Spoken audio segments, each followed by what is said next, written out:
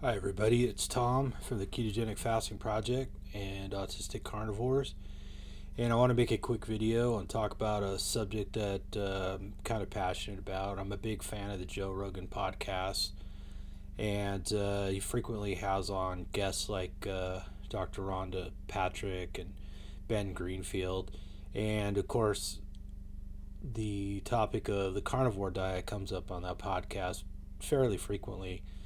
Um, Joe Rogan knows Jordan Peterson, and he's had Michaela Peterson on, and then he has all these experts like Ben Greenfield and Rhonda Patrick on, and naturally it comes up, and there's some speculating that goes on about how this diet works or why this diet works.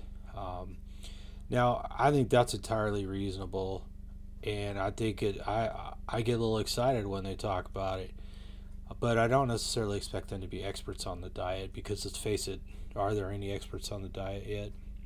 Not really. It hasn't really been studied for 100 years, so there's not a lot of people who have a lot to say about it, other than they could kind of speculate about how it might work and why it might be so effective. So I just want to throw out some ideas there. First of all, um, I like Ben Greenfield.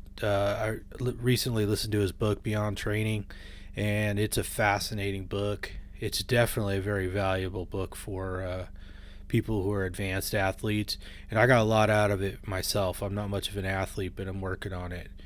In fact, after reading that book, I ordered one of the cool fat burner rigs because I was in the habit of taking ice baths and stuff like that. But the cool fat burner rig is far more convenient. Let me tell you, because I live where it's relatively warm, so there's not a bunch of natural ice laying around. So I'd either have to buy or make a bunch of ice and then put it in a 100-gallon tub, or go to the cryogenic place, which is not conveniently located.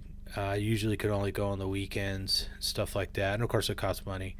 So I got and I learned a lot about training, especially like weightlifting and stuff like that. So I think the guy's fascinating and well educated and very accomplished in his field. But when you hear about his history and Joe Rogan's history, you realize these guys have pretty much been in shape their whole life, and they haven't really had the experiences with autoimmune diseases and or obesity or type 2 diabetes or whatever. So their take on it might be a little different. In fact, I think a lot of people remember when Joe Rogan had Michaela Peterson on. He talked a lot about how the big problem was that people just didn't have the discipline to get to the gym and whatnot. But of course, when your joints are failing, I mean, in her case, she was having to have her joints replaced when she was very young. Going to the gym, you're not going to be able to out exercise a disease like that. I personally think that diet now is somewhere in the range of 80 to 85% of the deal, and exercise and lifestyle, we'll call it, is probably the remaining 10 or 15, maybe 20%.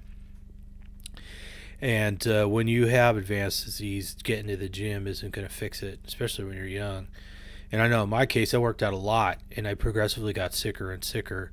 And I'm sure it was the diet, but I don't think that I could have out exercised it. I don't think I could have worked any harder than I really was. So I think that asking experts like that about the carnivore diet and what they think about it is a completely fair question.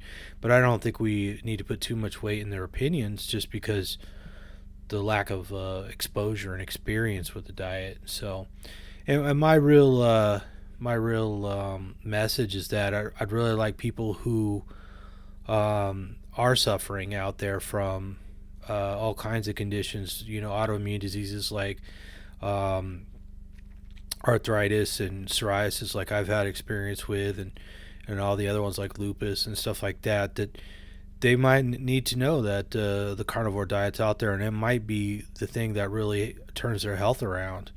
So people with obesity, type 2 diabetes, obviously diverticulitis, Crohn's disease, stuff like that, might very well benefit from the carnivore diet. And just because experts aren't exactly sure how it works or why it works or who it's appropriate for or who it's actually going to help doesn't mean people can't try it.